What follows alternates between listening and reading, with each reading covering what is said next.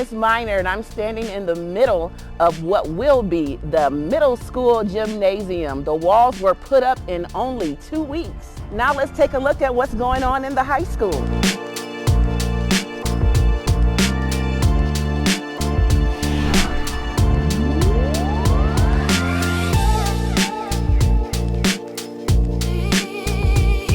Here we are at the entrance of our new high school, a state-of-the-art facility for your scholars.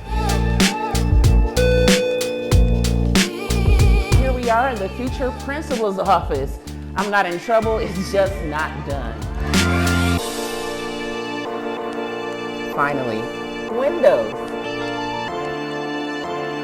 And here's the senior seminar room where scholars will defend their claims as we send them to and through college.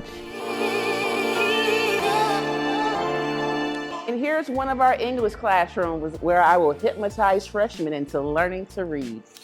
As you can see, there is so much more in store, so we'll see you back next week for another update on what's going on at the prestigious Dr. Howard Fuller Collegiate Academy.